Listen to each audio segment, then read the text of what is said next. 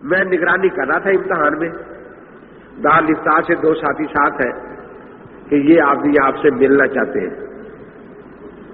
بیٹھ گئے ہم. بڑا عجیب انداز ان کا، پڑھے لکھے آدمی تھے، کوئی پروفیسر، کوئی ٹیچر، کوئی وکیل، کہ جی کسی حدیث میں ہے کہ ایک ہی امام کی تقلید کرنا؟ دیکھا آپ قرآن پاک پڑھتے ہیں، تلاوت کرتے ہیں کہ جی ہاں. میں نے کہا 7 قراتیں یاد ہیں کہ نہیں جی ایک ہی قرات میں ہم تو کرتے ہیں. تو میں نے کہا کسی حدیث میں ہے کہ 7 میں سے ایک ہی قرات میں کرنا تلاوت؟ جی ہم کیا کریں، ابھی آتی ایک قرات ہے. تو میں نے کہا ہم کیا کریں، یہاں ہے ہی مطلب ایک. اس کی حدیث تم دکھا دو، اس کی ہم دکھا دیتے. کہ جی خدا کتنے ہیں؟ میں نے کہا ایک. کہ خدا ایک اور امام 4 بن گئے. میں نے کہا خدا ایک ہے، نبی 1,24,000 ہے.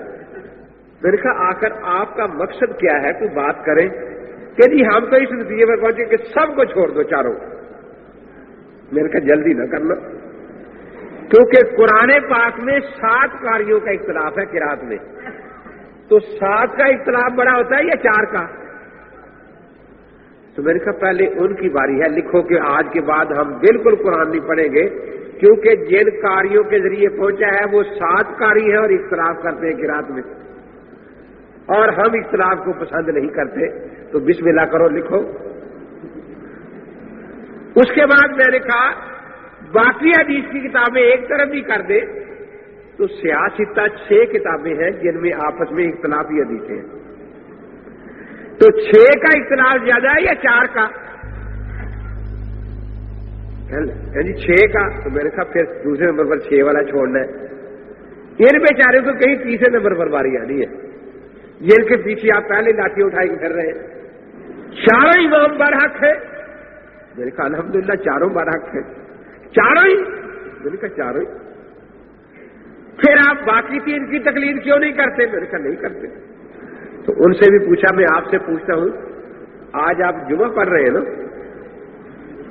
کیونکہ حضور پاک کو برحق مانتے ہیں. کل سارے یہودیوں کے ہاں موسیٰ علیہ السلام والی بات کرنے جائیں گے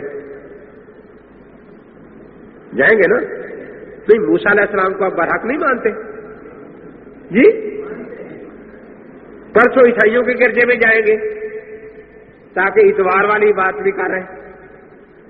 تو میں نے کہا ہم سارے نبیوں کو برحق مانتے ہیں لیکن تابع داری صرف اپنے نبی کی کرتے ہیں. جی وہاں تو ناسخ منسوخ کا مسئلہ ہے. میں نے کہا یہاں راجے مرجو کا مسئلہ ہے. جیسے منسوخ پر عمل جائز نہیں، مرجو پر بھی عمل جائز نہیں. ہم ان نبیوں کو برحق مانتے ہیں لیکن ان کی شریعتوں کے بعض مسائل کو منسوخ کہتے ہیں. ہم ان ائمہ کو برحق مانتے ہیں لیکن بعض مسائل کو مرجو کہتے ہیں. اب ایک صاحب کو کچھ زیادہ ہی ناراض ہو گئے، لیکن مولوی صاحب آپ کو کبھی عقل آئے گی بھی یا نہیں؟ میں نے کہا ہمیں تو اللہ نے عقل دی ہے لیکن آپ کی قسمت میں شاید نہیں ہے. مولوی صاحب 4 اماموں میں حلال حرام کا اختلاف ہے، حلال حرام کا. ایک امام ایک بات کو حلال کہتا ہے، دوسرا اسی کو حرام کہتا ہے. حلال بھی برحق اور حرام بھی برحق غضب خدا کا کہتا ہے. کبھی تو عقل کی بات کیا کرو. میں نے کہا یہ امام بیچارے جو ہے جن پر آپ ناراض ہیں یہ نبیوں کے تابع دار ہیں. نبیوں میں بھی حرام حلال کا اختلاف ہے. آدم علیہ السلام کے زمانے میں بہن سے نکاح حلال تھا یا حرام؟ اور آج وہ نبی بھی برحق جس کی شریعت میں بہن سے نکاح حلال تھا، برحق یا نہیں؟ اور وہ بھی نبی برحق جس کی شریعت میں حرام ہے یا نہیں ہے؟ ہم برحق مانیں گے آدم علیہ السلام کو لیکن عمل اپنے نبی کی شریعت پر کریں گے. برحق دونوں کو مانیں گے. کہنے لگے جی وہاں تو زمانے کا اختلاف ہے. میں نے کہا یہاں علاقوں کا اختلاف ہے. شافی سری لنکا میں ہے، حنفی پاکستان میں. وہاں زمانوں کا اختلاف ہے نا، یہاں علاقوں کا اختلاف ہے. شافی اپنے ملک میں ہے، حنبلی اپنے ملک میں ہے، مالکی اپنے ملک میں ہے. سلفی اپنے ملک میں ہے. تو یہاں علاقوں کا اختلاف ہے. اس کو ذرا مثال سے اور سمجھ لیں. کئی سالوں سے آپ دیکھ رہے ہیں کہ سعودیہ میں عید ہوتی ہے, پاکستان میں روزہ ہوتا ہے. یہ ہو رہا ہے یا نہیں ہو رہا؟ عید کے دن روزہ رکھنا حلال ہے یا حرام؟ اور رمضان میں عید پڑھنا حرام ہے نا. لیکن ان کی عید صحیح یا غلط؟ ہمارا روزہ صحیح یا غلط؟ صحیح نا. کیونکہ مسئلہ یہ ہے کہ چاند ثابت ہو جائے تو عید, نہ ثابت ہو تو روزہ. وہاں تواتر کے ساتھ چاند ثابت ہو گیا, یہاں نہیں ہوا. وہ سارے عید پڑھ رہے ہیں, ان کی عید بالکل درست ہے. یہاں سب کا روزہ ہے, ہمارا روزہ بھی سب کا درست ہے. وہاں عید درست ہے, یہاں روزہ درست ہے. ہاں فتنہ اچھا نہیں کہ 4 آدمی لاٹیاں لے کے آ جائے, توڑو روزے, آج مکہ عید ہے.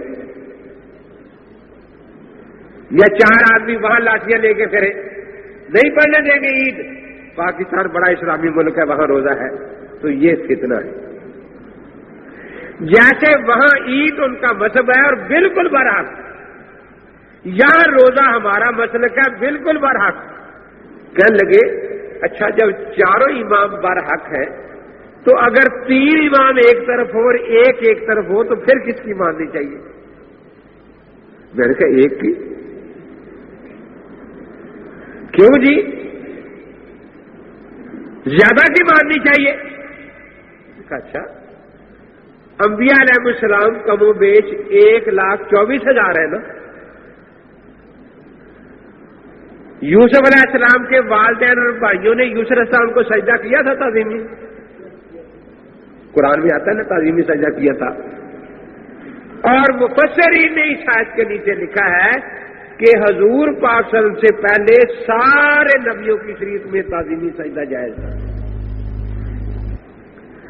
اب ایک طرف ہمارے نبی پاک ہیں اکیلے کے سجدہ تعظیمی حرام, ایک طرف 1,23,999 نبی ہیں جن کی شریعتوں میں سجدہ تعظیمی حلال اور جائز ہے.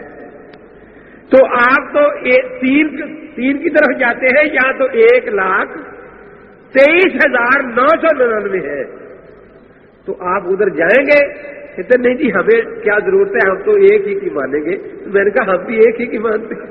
اب آخر میں مجھے کہنے لگے کہ مولوی صاحب اچھا یہ سمجھائیں مجھے ہمیں کہ دین مکے مدینے میں آیا تھا یا کوفے میں؟ میں نے کہا مکے مدینے میں. کہ پھر مکے مدینے والے امام کو ماننا چاہیے, کوفے والے کو ماننا چاہیے؟ میں نے کہا آپ کا دل کیا کہتا ہے, مکے مدینے والے کو ماننا چاہیے؟ اچھا آپ کو پتا ہے کہ جھوٹ بولنا ہر شریعت میں گناہ ہے؟ کہ بالکل ہم نے جھوٹ بولا. میں نے کہا بہت بڑا. کیا جھوٹ بولا؟ میں نے کہا قرآن مکے مدینے میں آیا, 7 قاریوں میں مکی قاری بھی تھا, مدنی قاری بھی تھا, بصری قاری بھی تھا. تم تو سارے قاری اعظم کوفی کی قرات پر قرآن پڑھ رہے ہو, تو تم سے بڑا کوفی کون ہے بھائی کہ قرآن نازل مکے مدینے میں ہو اور تم مکی قاری کی قرات چھوڑ کر, مدنی قاری کی قرات چھوڑ کر کوفی قاری کی قرات پر قرآن پڑھو. اب مجھے کہتے ہیں کہ جی بات یہ ہے کہ کوفہ والوں نے قرآن خود تو نہیں بنایا تھا نا, صحابہ کرام آئے تھے کوفے, 1,000 سے زائد صحابہ کرام, تو وہ مکے مدینے سے قرآن لے کر آئے تھے. نماز وہی کہے تھے کہ مکے جا کے کوفے جا کے نماز کو نہیں بنا لیں گے, یا نماز بھی وہاں سے لے کے آئے تھے؟ کیا خیال ہے آپ کا؟ نماز بھی وہاں سے لے کر آئے تھے نا. اگر اہل کوفہ پر قرآن کے بارے میں اعتماد ہے تو نماز کے بارے میں بھی اعتماد کرنا چاہیے.